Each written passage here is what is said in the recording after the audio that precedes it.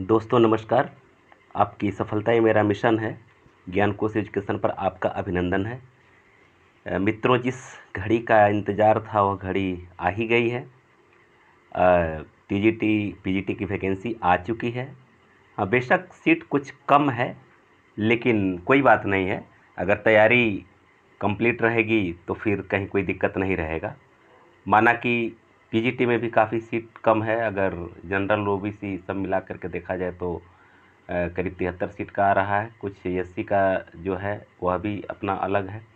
और फिर उसके बाद से अगर देखा जाए तो टीजीटी में भी सीट काफ़ी कम है। कुल मिला करके अगर हिंदी विषय की बात किया जाए तो जनरल ओबीसी मिला करके करीब 419-20 के आसपास सीट आ रहा है, और एससी का जो है वो तो सो अलग है ही। तो कुल मिला जुला करके सीट कम है, लेकिन कोई बात नहीं है। अगर आप तैयारी कंप्लीट रखेंगे तो कहीं कोई दिक्कत नहीं है। और इसी संदर्भ में मैं अपने इस चैनल से लगभग पूरा का पूरा कोर्स अपलोड मैं कर चुका हूँ। पिछले 2021 में ही लगभग मैं कर चुका हूँ। हाँ, बीच बीच में जो कुछ ज़रूरी लग रहा है कि हाँ ये कुछ टॉपिक काफ़ी इम्पोर्टेंट लग रहा है, इसको अपलोड होना चाहिए और आपके तक ये पहुँचना चाहिए, तो उसको मैं कर रहा हूँ। देखिए, हिंदी आलोचना से देखिए हर एक चीज़ को एक आप क्रमबद्ध तरीके से आप एक तैयारी करके चलेंगे। सबसे पहले मैं थोड़ा सा 2 मिनट आपका लेना चाहता हूँ कि तैयारी कैसे होनी चाहिए। देखिए, अगर एक बहुत बड़ा अगर हम ये पहाड़ समझ करके तैयारी करेंगे तो बिल्कुल कंफ्यूज रहेंगे कि कैसे तैयारी करें। हमको छोटे छोटे हिस्से, छोटे छोटे टुकड़े को बना करके तैयारी करनी है। क्योंकि अगर एवरेस्ट पर चढ़ने वाला जो व्यक्ति होता है, एवरेस्ट विजेता जो होता है, पहले छोटे छोटे पीक को, छोटे छोटे चोटी को चढ़ता है। वो पहले सीधे एवरेस्ट को नहीं देखता है। इसलिए हर एक तथ्यों को, हर एक भाग को, हर एक युग को आप जो है थोड़ा थोड़ा समय ले लेकर के पहले एक युग को तैयार कर लें बढ़िया से, फिर दूसरा युग तैयार करें, फिर तीसरा तैयार करें, फिर चौथा तैयार करें। इस तरह से हर एक जो विधाएं हैं, विधाओं को बढ़िया से तैयार करें। तो छोटा छोटा टुकड़ा करके आप अपनी तैयारी कंप्लीट करें और निश्चित सफलता आपको मिलेगी। तो इसमें देखिए, अब मैं शुरू किया हूँ। इस समय मेरा फोकस है आलोचना के क्षेत्र में। इसके पहले एक वीडियो आपको मिल चुका है, और हिंदी आलोचना से कम 4 से 5 प्रश्न हर परीक्षा में आते हैं। आप ज़रूर देखें। अगर पिछले साल 2-3 परीक्षाओं का अगर आप फेस किए होंगे तो देख रहे होंगे कि कम से कम 4-5 प्रश्न से कम नहीं आते हैं, उससे कुछ ज़्यादा ही प्रश्न आते हैं। और ये बड़ा कन्फ्यूज पैदा करता है। ये जो रचनाएं एक दूसरे से मिलती जुलती रहती हैं, लगभग ये एक नाम के तरह से रहती हैं। जिससे सुमित्रा नंदन पंत, कवि सुमित्रा नंदन पंत, महाकवि सुमित्रा नंदन पंत, ऐसा कुछ होता है। तो बड़ा कन्फ्यूज होता है कि कैसे कैसे मतलब ये कौन किसका है। तो उसी तथ्य को दूर करने के लिए मैं खंडबद्ध तरीके से आपको भारतेंदु युग का वीडियो अपलोड कर चुका हूँ। इस वीडियो में मैं शुक्ल युग के आलोचना, उससे विशेष तथ्य और उससे संबंधित जो आलोचना ग्रंथ है उस पर फोकस में किया हूँ, और यह वीडियो आपके सामने है। ठीक है ना। और आशा नहीं, पूरा विश्वास है इसमें एक सीट आपका सुनिश्चित होगा। मन में विश्वास बनाए रखिए, सफलता आपके कदम अवश्य चूमेंगी। तो चलिए आइए हम लोग देखते हैं, अपने टॉपिक पे आते हैं। शुक्ल युग का जो विशुद्ध आलोचना है वह, उसके सबसे पहले हम शुक्ल जी के ही बारे में बात करते हैं, आचार्य रामचंद्र शुक्ल के बारे में। ठीक है ना। आचार्य रामचंद्र शुक्ल का प्रथम सैद्धांतिक आलोचना जो है वह काव्य में रहस्यवाद है। ठीक है ना। ये प्रश्न पूछा जा सकता है कि आचार्य रामचंद्र शुक्ल का प्रथम सैद्धांतिक आलोचना ग्रंथ क्या है, तो आपका उत्तर होगा काव्य में रहस्यवाद। और ये कब प्रकाशित हुआ था? 1929 में। यह एक निबंध है। ठीक है ना। चलिए अगला तथ्य है, आचार्य रामचंद्र शुक्ल जो इनकी आलोचनात्मक जो कृतियां हैं वह ज़्यादा इम्पोर्टेंट जो है कि 4 हैं। देख लिए क्या क्या। पहला, गोस्वामी तुलसीदास, कब का है ये? 1923 का। दूसरा है जायसी ग्रंथावली, ये 1924 का है। तीसरा है भ्रमर गीत सार, ठीक है ना, ये 1925 का है। और ये रस मीमांसा जो है ये 1949 का है। ठीक ना। तो रस मीमांसा 1949, भ्रमर गीत सार 1925, जायसी ग्रंथावली 1924 और गोस्वामी तुलसीदास 1923। तो यह काफ़ी इम्पोर्टेंट है। ठीक है। चलिए आगे बढ़ते हैं हम। रस मीमांसा आचार्य रामचंद्र शुक्ल की सैद्धांतिक आलोचना है। यह प्रश्न आपसे पूछा जा सकता है कि आचार्य रामचंद्र शुक्ल की सैद्धांतिक आलोचना क्या है या आलोचनात्मक ग्रंथ क्या है, तो आपका उत्तर होगा रस मीमांसा। ठीक है ना। आचार्य रामचंद्र शुक्ल ने आलोचना के क्षेत्र में विरुद्धों का सामंजस्य सिद्धांत का प्रवर्तन किया। ये भी बहुत अच्छा प्रश्न एक बन सकता है, कि प्रश्न बन सकता है कि किस आलोचक ने विरुद्धों का सामंजस्य सिद्धांत का प्रवर्तन किया। तो अगर ये प्रश्न आता है तो आपका उत्तर होगा आचार्य रामचंद्र शुक्ल। ठीक है, आगे और भी तथ्यों के बारे में हम लोग जान लेते हैं। आचार्य शुक्ल आनंद की अभिव्यक्ति के आधार पर काव्य के दो विभाग करते हैं। ठीक है ना। किस आधार पर? आनंद की अभिव्यक्ति के आधार पर ये काव्य के दो भाग करते हैं। पहला क्या है? आनंद की साधनावस्था या प्रयत्न पक्ष। आनंद की साधनावस्था या प्रयत्न पक्ष को लेकर चलने वाले, जैसे रामचरितमानस, पद्मावत उत्तरार्ध, हमीर रासो, पृथ्वीराज रासो, छत्रप्रकाश इत्यादि ये प्रबंध काव्य। यह जो है कि यह पहले तरह के विभाग में ये रखे हैं कि आनंद की साधनावस्था या प्रत्यक्ष या प्रयत्न पक्ष को लेकर के चलने वाले आलोचना। ठीक है ना। दूसरा जो है आनंद की सिद्धावस्था या उपभोग पक्ष को लेकर चलने वाले। दोनों को ध्यान से देखिएगा। पहला क्या है? आनंद की साधनावस्था, ठीक है ना, और दूसरा है आनंद की सिद्धावस्था। उसका एक दूसरा नाम और भी हो सकता है कि आनंद की साधनावस्था को प्रयत्न पक्ष कह सकते हैं और सिद्धावस्था को उपभोग पक्ष कह सकते हैं, इसको लेकर चलने वाले। ठीक है। अच्छा, अब जो उपभोग पक्ष को लेकर चलने वाली जो मतलब जो रचनाएं हैं वह कौन कौन सी हैं? तो उसमें क्या है कि आपका सूरसागर है, कृष्ण भक्ति कवियों को पदावली है, कवियों की पदावली, बिहारी सतसई है, रीतिकाल के कवियों के फुटकर और श्रृंगारिक पद्य हैं, रास पंचाध्यायी है। ठीक है ना। ये सब जो है कि ये उपभोग पक्ष को लेकर चलने वाले काव्य हैं। तो ये दोनों तथ्य आपके लिए काफ़ी इंपॉर्टेंट रहे हैं, आप इसको बढ़िया से तैयार करिएगा। अब जो है आचार्य शुक्ल कुछ अंग्रेजी के रचनाओं का हिंदी में अनुवाद किए हैं। यह प्रश्न आपसे पूछा जा सकता है। तो इसमें देखिए पहला प्रश्न आपका होगा कि कल्पना का आनंद। कल्पना का आनंद जो है यह मूल रचना जो है कि एसेज ऑन इमेजिनेशन है और इसके जो लेखक हैं एडिसन है। ठीक है ना। अगला है साहित्य, जिसका मूल रचना क्या है? लिटरेचर है। लिटरेचर का हिंदी साहित्य होता भी है और जॉन हेनरी न्यूमैन इसके जो है लेखक रहे हैं। किसके? लिटरेचर के लेखक रहे हैं जॉन हेनरी न्यूमैन, और इसको साहित्य के रूप में जो है कि इन्होंने अनुवाद किया है। ठीक है ना। चलिए आगे हम लोग देखते हैं और भी इनकी रचनाओं के बारे में। जो अनुवादित या अनुदित रचनाएं हैं, क्या आदर्श जीवन है। आदर्श जीवन जो मूल रचना है वह क्या है? प्लेन लिविंग हाई थिंकिंग, माने सादा जीवन उच्च विचार, जैसा कि आप समझ सकते हैं। तो इसके जो रचनाकार हैं जॉन हेनरी न्यूमैन। कौन है? जॉन हेनरी न्यूमैन भी इसके रचनाकार हैं। ठीक है ना, इसके लेखक हैं। विश्व प्रपंच, यह जो है कि रिल्ड ऑफ द यूनिवर्स, यह इसका अनुवाद है विश्व प्रपंच, और इसके जो लेखक हैं हैकल हैं। तो ये इतने तथ्यों को भी आपको जानना बहुत ज़रूरी है। हाँ, एक चीज़ मैं आपसे कहना चाहता हूँ कि ये वीडियो तो आप देख रहे हैं, देखते चलिए, लेकिन अगर आपको बेहतर तैयारी करनी है तो लगभग टीजीटी पीजीटी का कंप्लीट कोर्स आपके इस प्यारे चैनल पे अपलोड हो चुका है।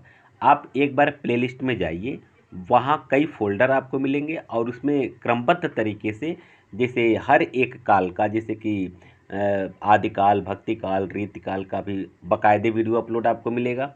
इसके बाद कुछ वीडियोज टीजीटी पीजीटी का जो ये तो है ही, क्या नाम, कुछ वीडियोज आपको जीआईसी लेक्चरर की प्लेलिस्ट में आपको मिल जाएगा। कुछ वीडियो एक फ़ोल्डर आपका बना हुआ मिलेगा जूनियर एडिट का, उसमें कुछ मिल जाएगा। इस तरह से बहुत सारे प्रैक्टिस सेट भी उसमें मिलेंगे। हाँ, कुछ प्रैक्टिस सेट में कुछ एक आध दो प्रश्न कहीं कहीं हम दोबारा और कहीं से हम मिलान नहीं कर पाए, जिसकी वजह से कुछ प्रश्न गलत हो सकते हैं। आपका कमेंट आ रहा है, फिर उसको मैं सुधार कर रहा हूँ और बड़ी अच्छी बात है, क्योंकि आप तो विद्वत जन हैं, समझ सकते हैं कि कभी कभी जब ध्यान विचलित हो जाता है तो कुछ गलत तथ्य आ जाते हैं सामने, तो वह भी नगण्य ही होता है। फिर भी मैं समझ सकता हूँ कि अगर आपका एक प्रश्न कहीं गलत हो गया, उससे सिलेक्शन रुक गया, तो समझिए कि बहुत बड़ा एक वो दंश देता है और हम लोगों के लिए यह अच्छा में अपराध हो सकता है। तो मैं समझ सकता हूँ कि हर एक प्रश्न कितना इंपॉर्टेंट होता है, लेकिन फिर भी हम लोग इंसान हैं, गलतियाँ हो सकती हैं। तो कहीं कोई अगर इस तरह का दिक्कत हो तो आप हमें कमेंट करके बता दें, सर ये प्रश्न जो है कि फिर से एक बार देख लीजिए, उसको करेक्शन करके आपको बता दिया जाएगा, ठीक है ना। हालांकि बहुत कम, विशेष करके प्रैक्टिस सेट में ही है, बाकी और कहीं तो आपको नहीं मिलना है। और अब इस समय जो आपको वीडियो मिलेगा, ये पिछले साल की वीडियो में हल्का फुल्का जो मतलब इस तरह की दिक्कतें आई हैं, लेकिन अब आपको जो वीडियो मिल रहा है इसमें बिल्कुल विशुद्धता रही, कोई दिक्कत नहीं है, ठीक है ना। चलिए, तो आइए हम लोग आगे बढ़ते हैं। तो प्लेलिस्ट को आप एक बार ज़रूर देख लेंगे, मेरा एक रिक्वेस्ट है, उसको ज़रूर देखें, क्योंकि वहाँ से बहुत कुछ आपको मिलेगा, ठीक है ना। आगे देखिए, जयशंकर प्रसाद ने काव्य और कला तथा अन्य निबंध, ये इनकी रचना है, इसमें कुछ आलोचनात्मक निबंध लिखे हैं, ठीक है ना।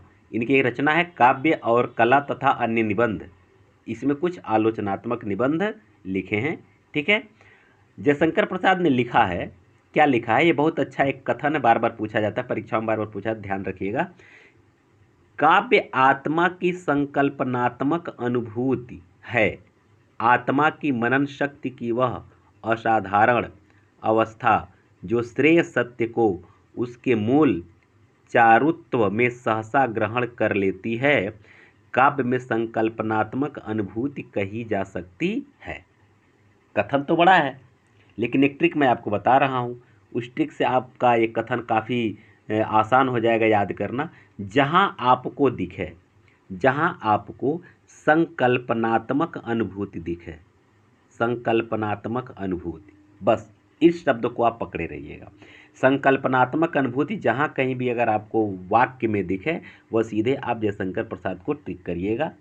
बाकी पूरा कथन याद कर पाना, मतलब याद करो तो कर ही सकते हैं, लेकिन बहुत सारे लोग कहते हैं कि सर कुछ शॉर्ट ट्रिक बताइए कैसे उसको याद हो, तो ये मतलब मैं आपको बता रहा हूँ कि आप संकल्पनात्मक अनुभूति को याद कर लें, और उस कथन में कहीं भी अगर आपको दिखता है संकल्पनात्मक अनुभूति, तो जयशंकर प्रसाद का ये कथन हो जाएगा।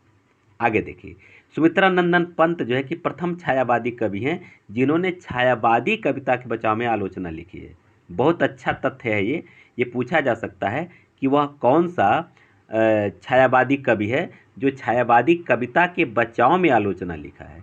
हालांकि ज़्यादातर छायावादी कवि ये उसके विरोध में, छायावादी के विरोध में अपनी आलोचना लिखे हैं, लेकिन पंत जी जो है कि छायावादी कविता के बचाव में अपनी आलोचना लिखे हैं। तो यह अलग हट करके प्रश्न है और इसको आप ध्यान में रखिएगा। सुमित्रा नंदन पंत के पल्लव के प्रवेश को छायावाद का घोषणा पत्र माना जाता है, ठीक है ना। सुमित्रा नंदन पंत का जो पल्लव, जो इनका रचना है, यह जो है कि छायावाद का घोषणा पत्र माना जाता है। और छायावाद का अंत, यह युगांत नाम की एक रचना है, युगांत, आप इसको जानते होंगे। युगांत नामक रचना जो है कि 1936 में प्रकाशित हुई थी, और इस रचना में, युगांत में, इन्होंने छायावाद के अंत की घोषणा किया है। देखिएगा, ये दोनों तथ्य आपके सामने हैं और ये परीक्षा के लिए बहुत इंपॉर्टेंट है। ये पूछा जा सकता है कि छायावाद की घोषणा का अंत किस रचना में दिखता है, या किस रचना में, किस रचना के माध्यम से माना जाता है, तो ये आपका उत्तर हो जाएगा युगांत। कब प्रकाशित हुआ था? 1936 में। किसकी रचना है? पंत की रचना है, इसको आप ध्यान रखिएगा। तो घोषणा पत्र भी इन्हीं की रचना है, पल्लव, और मतलब छायावाद का घोषणा पत्र, और छायावाद का अंत जो है कि युगांत है, ठीक है। आगे बढ़ते हैं। पंत के अनुसार कविता हमारे परिपूर्ण क्षणों की वाणी है। पंत के अनुसार जो है कि कविता हमारे परिपूर्ण क्षणों की वाणी है, ये ध्यान रखेंगे।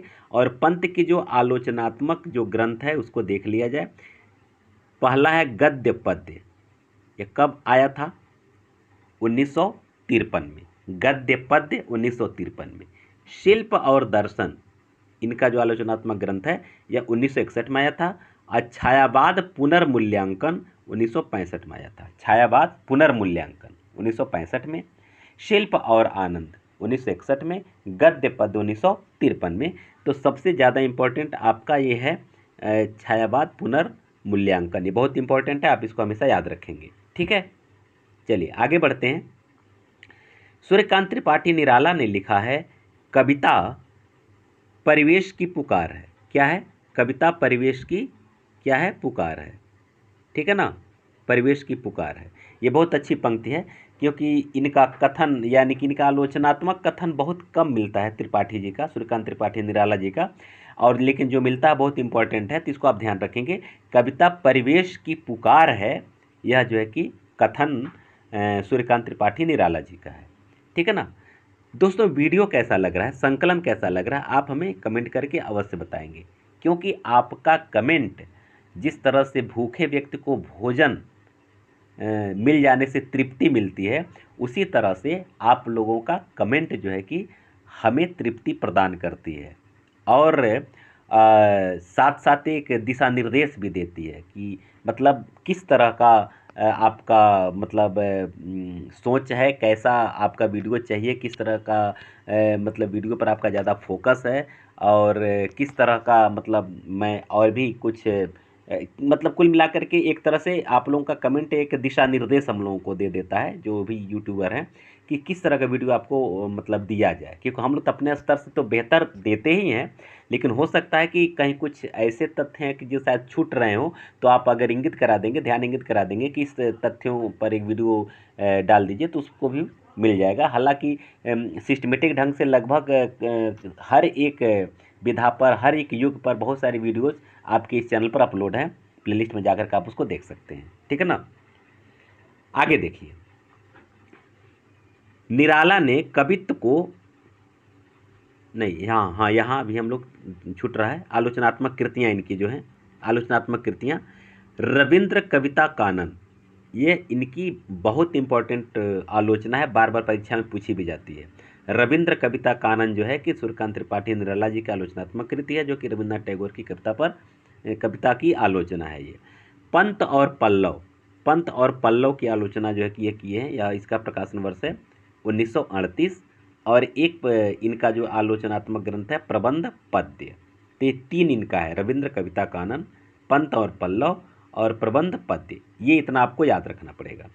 ठीक है, अगला है निराला ने कवित्व को हिंदी का जातीय छंद कहा। यह प्रश्न बन सकता है कि हिंदी का जातीय छंद किसे कहा जाता है, तो कवित्व को कहा जाता है। और हिंदी का जातीय छंद कवित्व को किसने कहा है, तो निराला ने कहा है। तो इस तरह से दो तीन प्रश्न आपको एक ही पंक्ति से बन सकते हैं। ठीक है ना, आपको इसे याद रखना होगा। शुक्ल युग की कुछ महत्वपूर्ण शास्त्रीय आलोचक निम्नलिखित हैं। मतलब इन लोगों के अलावा और कौन कौन से आलोचक, इनको थोड़ा सा देख लिया जाए। एक तरफ आलोचना है, एक तरफ मतलब आलोचकों के नाम दिए हुए हैं। तो कौन कौन से आलोचक हैं, उनकी आलोचना क्या क्या, इसको देख लिया जाए। जगन्नाथ प्रसाद भानु, ये भी शुक्ल युग की ही एक प्रमुख आलोचक रहे हैं। इनकी जो रचना है रस रत्नाकर और अलंकार दर्पण, रस रत्नाकर अलंकार दर्पण, दो इनकी आलोचनात्मक कृतियां हैं। किसका? जगन्नाथ प्रसाद भानु का। गुलाब राय एक प्रख्यात आलोचक हैं। इनकी तीन आलोचनाएं सामने आती हैं। एक नवरस, दूसरा सिद्धांत और अध्ययन, ये आपका आया था 1946 में। और काव्य के रूप, ये भी बहुत इंपॉर्टेंट है, 1947 में। काव्य के रूप, सिद्धांत और अध्ययन, ये अक्सर पूछा जाता है। नवरस भी पूछा जाता है। मतलब ये तीनों इंपॉर्टेंट है। ये गुलाब राय का, आप इसको ध्यान रखिएगा। रमा शंकर शुक्ल रसाल, यह भी प्रमुख आलोचक हैं शुक्ल युग के। इनकी जो तीन आलोचनात्मक कृतियां हैं, अलंकार पीयूष, आलोचना दर्श और नाट्य दर्पण। ठीक है ना, नाट्य दर्पण, आलोचना दर्श और अलंकार पीयूष, ये तीन हैं, इसको आप याद रखेंगे। किशोरीदास बाजपेयी, किशोरीदास बाजपेयी की जो रचना है वह क्या है? रस और अलंकार। ठीक है ना, रस और अलंकार किशोरीदास बाजपेयी का है। कन्हैया लाल गुप्त की जो रचना है वह चरित्र चित्रण है। इनकी रचना का नाम क्या है? चरित्र चित्रण है, जो इनकी आलोचनात्मक ग्रंथ है। पदुमलाल पुन्नालाल बख्शी, कि दो आलोचना सबसे इम्पोर्टेंट है, इसको याद रखेंगे। एक विश्व साहित्य और विश्व साहित्य विमर्श, दोनों विश्व पर आधारित है। विश्व विश्व मतलब आधारित, मतलब दोनों में विश्व शब्द जुड़ा हुआ है। तो जहाँ विश्व शब्द जुड़ा हुआ है तो आप थोड़ा सा एक बार जरूर ध्यान दीजिएगा कि पद्मलाल पुन्नालाल बख्शी का है। क्लियर? चलिए आगे बढ़ते हैं। सेठ गोविंद दास नाट्य कला मीमांसा, इनका क्या है? नाट्य कला मीमांसा। किसका? सेठ गोविंद दास का है। पुरुषोत्तम लाल का जो है क्या है? आदर्श और यथार्थ है। पुरुषोत्तम लाल का क्या है? आदर्श और यथार्थ। विनोद शंकर व्यास, विनोद शंकर व्यास का क्या है? कहानी कला है। विनोद शंकर व्यास का कहानी कला, पुरुषोत्तम लाल का आदर्श और यथार्थ, सेठ गोविंद दास का नाट्य कला मीमांसा। ठीक है ना? आइए लक्ष्मी नारायण सुधांशु का हम लोग देख लेते हैं। यह भी शुक्ल युग के महत्वपूर्ण आलोचक रहे हैं। लक्ष्मी नारायण सुधांशु, इनकी जो है कि दो रचनाएं सामने आती हैं। पहला आपका है काव्य में अभिव्यंजनावाद, बहुत इंपॉर्टेंट है, अक्सर पूछा जाता है, कई बार परीक्षा में पूछा भी जा चुका है। तो काव्य में अभिव्यंजनावाद 1936 और जीवन के तत्व और काव्य के सिद्धांत 1942। ठीक है ना? तो जीवन के तत्व और काव्य के सिद्धांत 1942 और काव्य में अभिव्यंजनावाद 1936, ये किसका है? लक्ष्मी नारायण सुधांशु का है। डॉक्टर राम कुमार वर्मा की दो आलोचनाएं सामने आती हैं, दो आलोचनात्मक कृतियां। साहित्य शास्त्र 1955 का है और साहित्य समालोचना 1938 का है। तो साहित्य शास्त्र और साहित्य समालोचना, ये जो है कि इनकी ये रचनाएं हैं राम कुमार वर्मा की। तो शुक्ल युग के बारे में मुझे नहीं लगता है कि इससे बाहर कुछ जाने वाला है, क्योंकि शुक्ल युग के जो महत्वपूर्ण तथ्य हैं, महत्वपूर्ण कथन और कौन कौन से उस युग की महत्वपूर्ण आलोचनात्मक कृतियां हैं, तो परीक्षा के दृष्टिकोण से इतना ही इंपॉर्टेंट है। इससे ज़्यादा डीपली जाने की कोई आवश्यकता नहीं है। इसके बाद हम लोग अब आगे पढ़ेंगे शुक्ल युग के बाद, यानी कि प्रगतिवाद, मार्क्सवाद की मार्क्सवादी आलोचनाएँ, प्रगतिवादी आलोचनाएँ जो हैं उसके बारे में हम लोग पढ़ेंगे। ठीक है ना? चलिए साथ में बने रहिए, प्लेलिस्ट को देखते चलिए और किताबों को एक शॉर्ट नोट जो आप बनाए होंगे उसको तैयार करते चलिए, क्योंकि अब बिल्कुल बज चुका है और निश्चित है कि अब आपके पास बिल्कुल समय नहीं है। एकदम क्रमबद्ध तरीके से सिस्टमेटिक ढंग से तैयारी करते चलिए। अगर कहीं कोई भी अगर किसी प्रकार का कुछ अगर जांच पड़ताल करना, कुछ पूछना है तो कमेंट करके आप पूछिए, और निश्चित है कि हम हमारे पास जो भी समझ होगा, जो भी ज्ञान होगा, उसके हिसाब से आपको हम कुछ सुझाव दे सकते हैं। चलिए आप सबको बहुत बहुत धन्यवाद।